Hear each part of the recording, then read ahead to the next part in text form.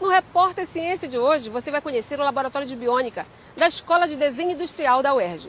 E quem vai conversar conosco é o professor Roberto Westleiser, coordenador do laboratório.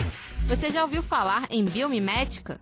No grego bios, vida, e mimesis, imitação, a biomimética nada mais é do que a imitação da natureza, ou seja, é a ciência que copia estruturas de plantas e animais para fazer objetos que utilizamos em nosso dia a dia. De olho na biomimética ou biônica, a Escola de Desenho Industrial da UERJ está criando o primeiro laboratório do Brasil para desenvolvimento de projetos e produtos nesta área. Um exemplo clássico da biomimética é do martim pescador. No Japão, quando eles desenvolveram o trem de alta velocidade, toda vez que ele saía do túnel, ele trazia ele fazia uma grande explosão devido à pressão que exercia a velocidade dentro do túnel, e na saída dele ocorria uma grande explosão, como se tivesse isso assustava. Então eles começaram a estudar o martim pescador, porque ele tinha uma propriedade no desenho dele que permitia literalmente entrar na água sem fazer as ondas e pescar, né? E aí, a partir disso, eles desenvolveram, literalmente eles copiaram a forma do bico do trem, eles transformaram a carenagem para atender a esse desenho do martim pescador. E com isso diminuiu a geração desse barulho quando o trem saía do túnel. O laboratório tem apoio da FAPERJ e será inaugurado em agosto, com uma exposição que vai explicar para o público o que é a biomimética e qual a sua aplicação. Informações pelo site eg.uerj.br. Olá, professor. Olá. Me conta essa história, como é que surgiu a biomimética? A biomimética surgiu, vamos dizer assim, da biônica. A biônica foi uma ciência que começou a ser desenvolvida no final da Segunda Guerra Mundial, em que se misturava biologia com técnica e biologia com eletrônica. Só que ela foi muito especializada em determinados assuntos. A biomimética é muito mais vasta, porque engloba a natureza toda.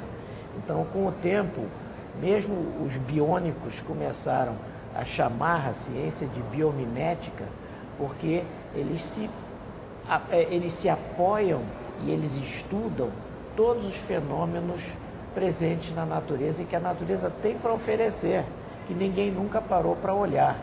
É a velha história. Você passa por uma floresta, percebe árvores, folhas, flores, tá lindo, maravilhoso, mas para olhar, para ver a função, como aquilo funciona, para que aquilo está ali. E a natureza não é perdulária, ela não gasta energia com nada. O que ela faz é especificamente para atender às suas necessidades.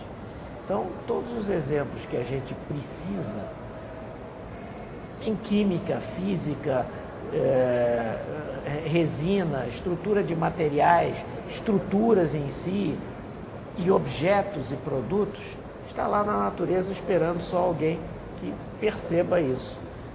E sobre o Leonardo da Vinci, né? Ele foi o primeiro grande biomimético? A gente considera, eu pelo menos considero o primeiro biomimético, porque ele usou a natureza o tempo todo como modelo e como exemplo e até como mentora. Tem até um detalhe, nos mínimos detalhes, ele realmente era um homem extremamente inteligente, ele dizia, deixou escrito: olhem bem as manchas de mofo nos muros. Dessas manchas os futuros pintores vão tirar exemplos. Olha a arte abstrata, olha a arte abstrata aí. Mas ele é famoso pelas suas... claro, ele fez muitas máquinas de guerra, porque os nobres é que financiavam ele, mas ele fez, por exemplo, esses estudos todos do avião. Infelizmente, ele não conseguiu chegar a bom termo de fazer a máquina voadora dele voar, mas os estudos, os desenhos, o que ele deixou registrado é impressionante e que começou a ser usado no final do século, agora já é retrasado, né, em século passado, para os primeiros projetistas de máquinas de voar se basearem. Como é que surgiu a ideia de fazer um laboratório de biomimética na Escola de Desenho Industrial? Como é que surgiu? Como é que começou isso? Bom, surgiu por minha conta mesmo, né? Eu descobri a biomimética já há muitos anos atrás, primeiro por um colega meu, infelizmente já falecido, que trouxe esse conhecimento da Itália, onde ele já estava sendo desenvolvido em Milão, na Universidade de Milão. E eu fiz uma viagem à Amazônia, e quando eu descobri o mundo amazônico, estava tudo ali, todos os ensinamentos que a gente sempre procura para desenvolver nossos produtos, estão ali, é só olhar com mais precisão. E aí eu comecei a desenvolver um curso, primeiro bem tímido, quando eu dei aula na PUC, na Pontifícia Universidade Católica, era uma matéria... Isso é recente?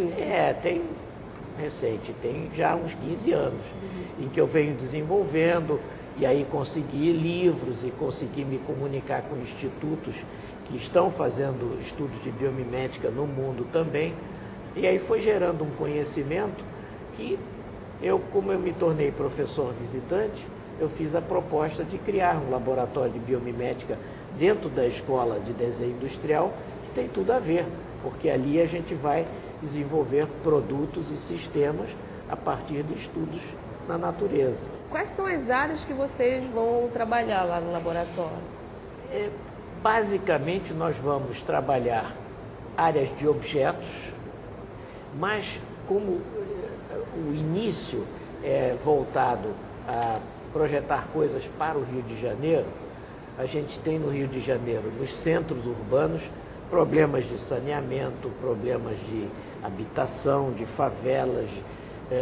Então nós queremos desenvolver, a partir de ensinamentos que a gente tem da natureza, como por exemplo as raízes das árvores, distribuem ou buscam o líquido na terra para alimentar, a gente fazer sistemas de distribuição mais correta, mais eficiente de irrigação para as pequenas lavouras, e sempre voltado, todos esses produtos são voltados para um projeto que permita que o pequeno agricultor possa praticamente fazer sozinho, com as ferramentas que ele tem na sua fazendinha ou com equipamento barato e simples que ele pode comprar. Outro exemplo que nós queremos desenvolver, ferramentas de trabalho. Que tipo de ferramenta? Enxada, ancinho, pá, todas elas. Na Europa já tem alguma coisa, na América também, são mais ergonomicamente estudadas. Mas é baseado em que espécie da natureza? Em patas de insetos, como os insetos, ou até garras e articulações de animais que normalmente escavam a terra ou que fazem buracos para entrar na terra. Então a gente está estudando tudo isso para desenvolver duas coisas. A parte que a gente chama de ataque, ou seja, a parte de metal, que seja, do ancinho ou da pá, e a parte de cabo, mais ergonômica. Ergonomia tem a ver com o conforto do ser humano, do corpo humano. Então a gente fazer cabos mais ergonômicos... É porque eles são retos, né? Exatamente, que cansem menos o trabalho do agricultor. Mais um exemplo. Uma outra área que é muito interessante e que a gente tem uma sorte incrível de ter um professor praticamente especializado agora lá na ESD, é robótica. Robótica. O professor Hazel, ele é um aficionado da robótica e é um cientista, ele é físico e engenheiro, e a gente pretende estudar robôs principalmente, e os robôs a gente se baseia muito no estudo dos besouros, no estudo das aranhas, por exemplo. Se você exatamente, se você faz um robô utilizando as características da aranha, ele passa por cima de qualquer obstáculo. Se você faz um robô em forma de minhoca, você pode, e que progrida como a minhoca progride, esticando e encurtando o corpo dela, você pode entrar em tubulações perigosas, onde tem radioatividade, em usinas nucleares, onde hoje em dia esse trabalho é feito por seres humanos, com grande risco de contaminação. Então, a robótica não é mais tão cara nem tão complicada, existe muito equipamento, existem muitos mecanismos já prontos que a gente pode adaptar.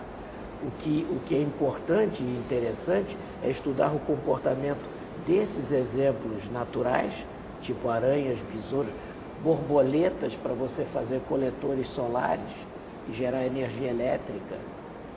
É quase infinito, é infinito as possibilidades. É infinito. Eu fico até meio procurando na cabeça de dizer algumas coisas, porque aparecem tantas ao mesmo tempo que a natureza está aí, ela está resolvendo tudo. Quem é que vai poder participar do laboratório? São alunos de graduação, pós-graduação? Os dois, quem quiser. São todos bem-vindos, a gente quer e já está. Aliás, eu já faço uma turma de biomimética já há 3 anos, lá na ESD. Estou agora com a 3ª turma e os resultados têm sido até interessantes. Obrigada, professor. Bem-vinda ao laboratório. Obrigada. O Repórter Ciência fica por aqui. E para entrar em contato conosco, o endereço é repórterciência@gmail.com. Até a próxima.